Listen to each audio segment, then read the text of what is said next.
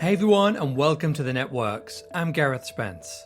At this year's Adtran Symposium, the great and the good of the networking industry gathered in Berlin to explore the latest hot technology topics. One of the standout sessions was the Fireside chat between Stephan Rettenberger, Robert Conger, and Stuart Broome. In today's show, we join them live on the keynote stage as they discuss everything from 50G PON and rural connectivity to drinking whiskey in the north of Scotland. Here we go. Last symposium we had about 18 months ago in London at the brewery, so it's been a while. Any personal highlight maybe for you, Stuart, that happened since then? Something that you are particularly proud of that we have achieved in Adtran, or maybe you personally in your region? No, I think one of the things that springs to mind, well, actually two things spring to mind, but one is quite a recent one, is just a couple of months ago we had an event in Ukraine at our manufacturing facility. Andreas and his team went out there, hosted our customers. And I think for me it represented multiple things. One is that we stay with our partners, whether it's customers, suppliers, we continue to work with them through hardships and difficulties, but also it shows that the long-term commitment that we have, that we stick to it, we work with it, and we grow from it. So I'd say that's one of them. And then the other one I think is more generic, is over the last 18 months our market share has strengthened. On access and aggregation, it's stayed and strengthened as well when it comes to optical. When it comes to our timing and sync, it's just exploded. So I think overall in the last 18 months, those would really be some of my two highlights, I would say. Pretty cool. Robert, yourself? Yeah, I mean, if you look at the last 18 months, obviously everybody knows that Adtran is really the combination of Adtran and Adva came together a few years ago. But when they do, it doesn't like overnight, like everybody that came from the optical, because they're adjacent markets. Optical transport could certainly or suddenly sell access and vice versa. So I think we've done a really, really good job of the last 18 months. The teams of all, this is, hopefully the customers see that too, though. The partners see that Adtran's really operating as an unified company. It also, especially, in that same time period that we combined, we also went through this kind of supply chain bubble. So everybody was trying to buy as much as they could in the supply chain crisis, and it kind of skewed the real demand and forecasting, and you go from 18-month lead times to suddenly overnight goes to like 2-month lead times, and then now it's kind of gone back to something more normalized. But that's a rough time period for a lot of people. Just, if you're in operations, if you're in sales, you're the customer. So, there's a lot of, challenging time periods. And so about 18 months was kind of in the darker period of that. So like now, though, the last 12 months in particular, everything's kind of like, feels like it's finally, unless you're in operations and doing tariff world, it feels like it's finally back to like, okay, everybody's working as one team. Everything's kind of much more normalized in the market and everything else. That's been good to see that kind of transition back to a more normalized environment. Mm. Yeah, I may confirm that, although I'm not officially a panel participant, but I think we've come together nicely and there's some good momentum and spirit in the team, which hopefully can be felt also with you, our partners and customers. Now, Stuart, back to you. Market share gains, being loyal to our partners, being there with them. Is there any particular customer project or something where you felt like, wow, that is telling a customer success story is always a good thing? Is there anything that you want to... I think, if we look over the last 2-3 years, there's been so many amazing customer stories. I think one that springs to mind right now is the importance of what we do in terms of our technologies and the impact that they have on people's lives and communities. And recently we did some announcements of projects in the very north of Scotland, in the Highlands, and talking, earlier about reaching hard communities. And I think, when we see what it's done to an area of Scotland that was losing its people, young people were moving out because they couldn't find jobs. The schools weren't getting the latest innovations because they couldn't teach the way they wanted to teach. Businesses were closing, and we delivered 10 gig PON solution, And it's just changed the whole narrative. It's just changed the atmosphere. A year ago, you'd go there and the taxi driver would say, I need to rush back because once all the kids come into town, the cellular network doesn't even carry. I can't use Wi-Fi. I can't do anything. Mm-hmm. So I think all of these it shows how important technology is to everyday use. And I think it's a fantastic story. And if you ever get to go to the north of Scotland, either to visit whiskey or drink whiskey or play golf, it's an amazing place to go. And you get great broadband now. So whiskey, golf, and broadband. That's all you need. It's good. I mean, I think stories. I like those stories about touching lives and actually changing the way communities function. Well, there's always innovation, of course, involved as well. Robert, you had strategy, advanced technology, marketing, really important. PLM, very important. Development. In terms of the innovation, both the pipeline, the things that we've brought to market, are there particular things where you'd say, well, these are game changers, or things where you would say? Yeah, I mean, there's obviously in each of the areas we'll talk through, you'll see a lot of like really innovative stuff, whether it's in the home doing kind of where we're going with some AI-driven insights. I think you'll start to see that. That was still a little bit early though, so I wouldn't pick that one. I'd say the same thing with 50 gig PON. We're kind of launched the first real commercial projects with 50 gig PON earlier this year, and you know that's huge longer term potential, but that's not going to be a overnight thing. That's going to just most people are still getting to the XGS upgrade part, but it just kind of tells you proves where the technology is going. Obviously, we're doing with coherent plugs like 100ZR.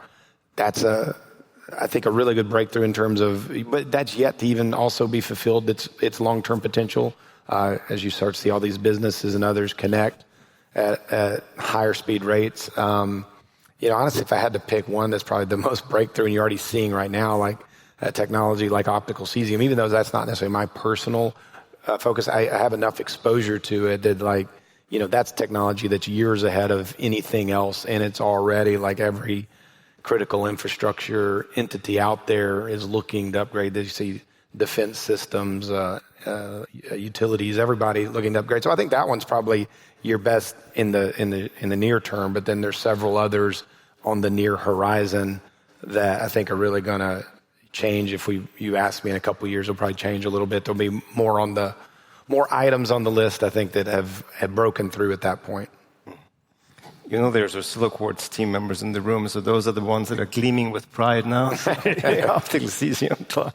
Definitely, I mean, a unique product in the marketplace, and I think there's nobody close to touching it anytime soon. Last week we were at Network X. Stephan referenced it, Prasanna was there. Network X is a combination of a bunch of former industry events, like the Broadband World Forum, which was a broadband access event, NGN, Next Gen Optical Networking, which was also always an important one for optical transport. And all these events were starting to become less important because there was such a substantial market consolidation, industry consolidation.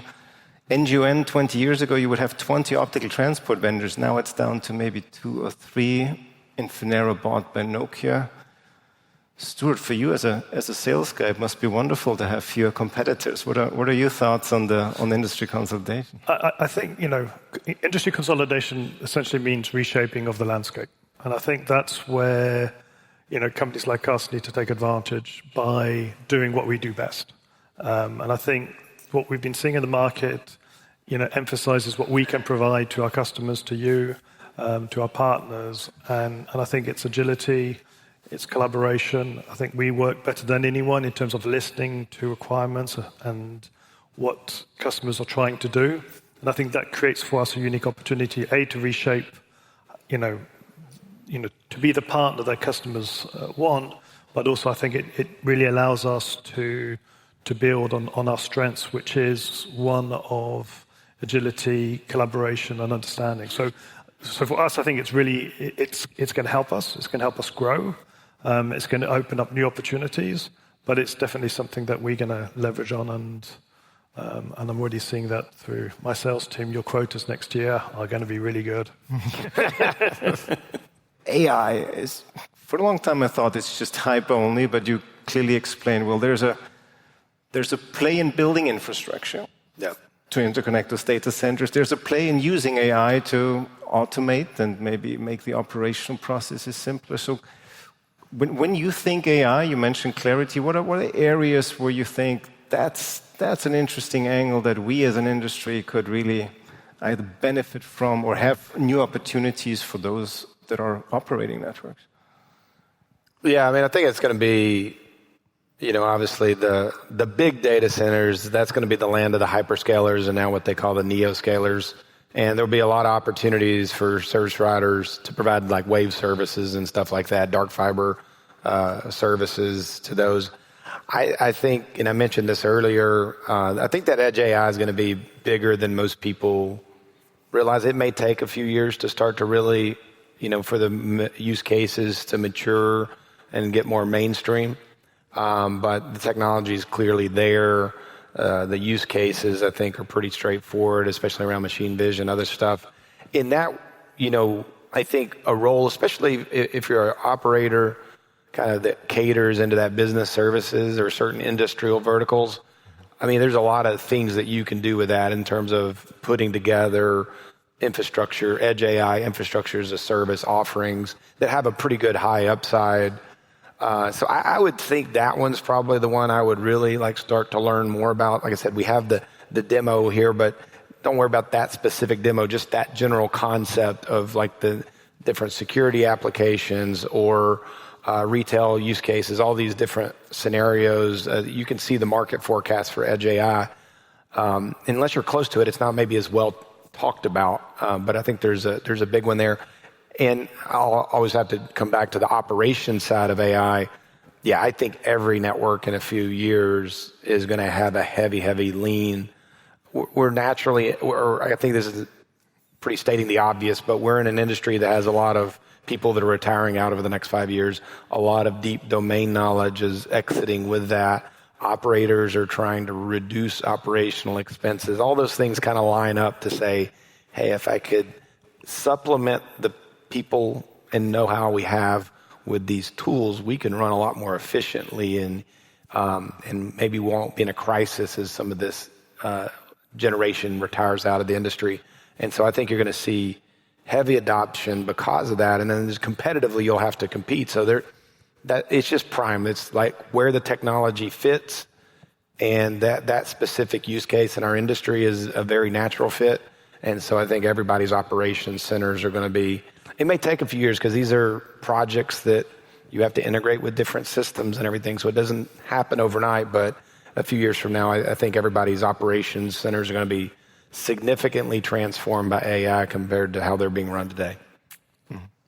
If I may stay with you for another moment, and by the way, you probably have seen we have an Edge AI live demo back there. We're going to talk a little bit more about it after the next break. But if you haven't seen it yet, it's a pretty interesting architecture, how you can monetize actually on AI as a service provider. So if you haven't seen it yet, it's definitely worth taking a close look.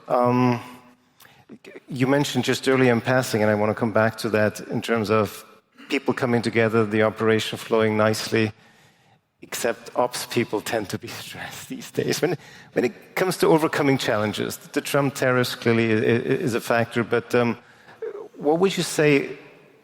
I mean, Star Trek is all known about overcoming challenges. What are the challenges that you felt we have overcome or are still kind of in the middle of being resolved right now? Yeah, that was, sarcastically, that was a fun one, the tariffs, because, just when we thought the supply crisis that I mentioned earlier was over, it's almost like we started a new version of one.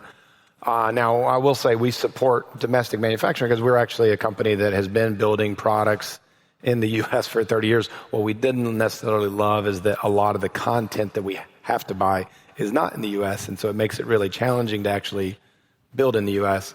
If a lot of your content's abroad, and the rules were changing by the week or by the tweet. And so that's challenging to adapt to. Now, with all that said, it has kind of stabilized a bit. We've invested in manufacturing, diverse manufacturing. So We've expanded the manufacturing facility right here in Germany with the Terafactory. So expanded logistics, expanded manufacturing. Stuart already mentioned a Ukraine facility right across the border, another facility in Hungary, so with some different contract partners. I think we expanded our logistics hub in the UK. So I think a lot of the lessons learned in all that is you have to be local to each market that you're in. For us, that's a lot of US and Europe. And so we've invested quite a bit. We also have a lot of local capability in the Asia-Pac region as well. So it was all about you have to have regionally specific manufacturing operations, logistics, all that stuff. You have to be flexible to adapt to that kind of changing environment that we see, and we kind of expect that trend to continue. I don't think that's something that's going to go away, especially in the critical tech space. Like no one wants all of that to be offshore, no matter which country it is. So I think you'll see a kind of that bias towards localized operations manufacturing. So yeah, I don't see that. Yeah. So anyway, I think that'll be a big deal continuing forward. Okay. Inventories had been built up in the supply crisis. My industry analysts tell me the inventory situation has largely normalized. So for you, Stuart, back to normal, or did any challenges in your part of the organization, other than getting the guys to buy into the quota, obviously?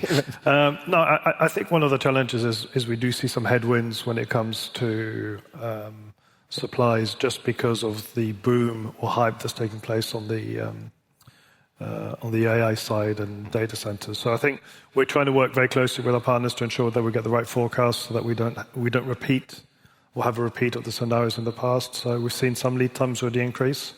And so what we're trying to do is obviously stay ahead of it. And again, it's about collaborating and being close to your partners and understanding what their needs are and what where their business is going, and being there to support them and to have the products available when they need them. It's a theme I always use, is collaboration and teamwork and agility, and these are the ones that we need. We're going to continue pursuing and need to stay ahead of. So the forecast accuracy will probably benefit them both, right? The customers. Forecast accuracy is a win-win for our customers and for us. But ultimately, it's about having a very efficient supply chain and then making sure that we have the right products at the right place at the right time in an environment where there has been some asymmetric hits, where there is a boom in one part of the industry. The hyperscalers are just buying everything they can. And it's really about ensuring that, that we continue doing what we do, which is supporting our customers. Cool. Thank you. Back to the audience. We got 4 minutes and 50 seconds left on the timer. So time is running out before the next break.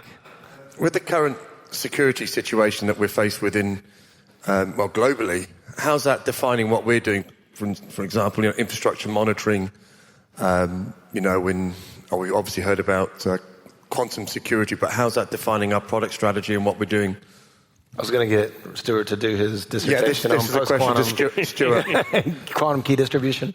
Obviously, I think that to that point, that's why the A&S group is the Advent Network Security Group has been as successful as it has been, and looking to replicate that model in other markets more outside of just Germany, because that has anything like you see a lot of the budgets from like the U.S. federal government, a lot of that defense spending budget, critical infrastructure upgrades, that's all at the top of the line items and a lot of national objectives. So I think that, but also obviously there was the Salt Typhoon, kind of a well-known, documented cyber attack. A lot of the telcos globally, including some of the big names in the U.S. So I think that's heightened everybody's awareness of, one, the vendors they work with, being more trusted vendors, and then the tools that they put into their network. And we obviously lean a lot into that as trying to be that trusted vendor status and then having the right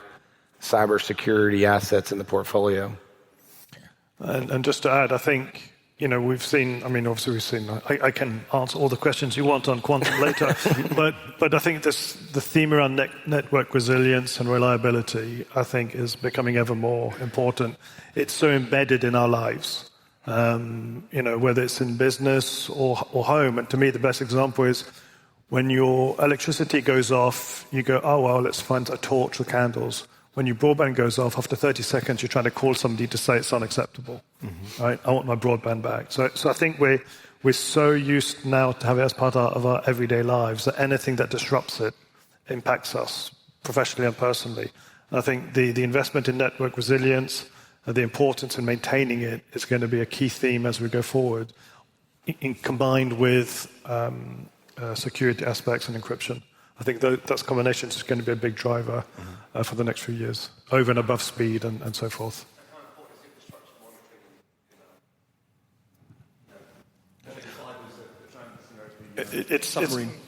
So monitoring fibers is obviously key to all of that, because it's part of identifying where how your network is performing. So you've got the tools to measure it, but also to measure if there's issues, where those issues are, because it's time to market, it's time to resolve an issue, and it's the fastest way to identify one. So it's all encompassing. Network monitoring, the software, the tools that go with it, are all about providing that network resilience and understanding.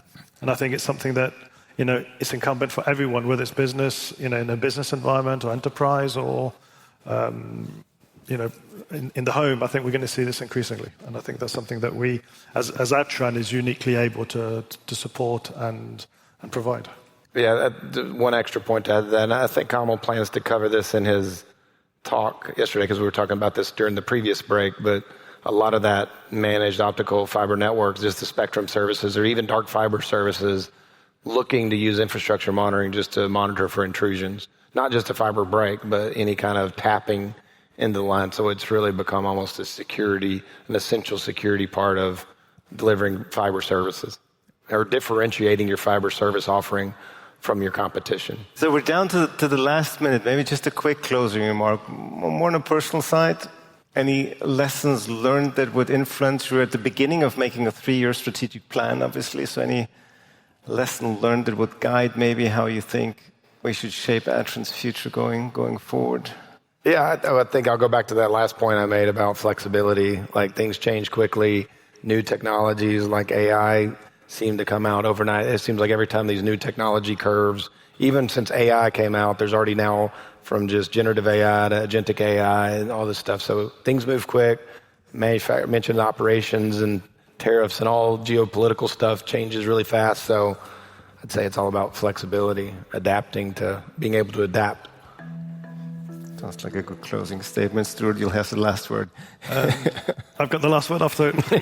Wow, it's the first time. No, I think from I would say go-to-market sales perspective, the team's outlook or view is always that we want to be the customer that if you didn't have to go through an RFP process or an RFQ process, that you would always select Adtran, because that means that we worked with you, we understand you, you understand us, you trust us, and that's really the goal that we have, is to make sure that we are that, we are the supplier or that collaborates with you, understands you, and is there to support you, the short term, long term, and that's what we are about. Really, is that team spirit. And that's everything from Stephan, Robert, and Stuart. If you'd like to know more about any of the topics discussed, please reach out on our social media channels. Until next time, thanks for listening.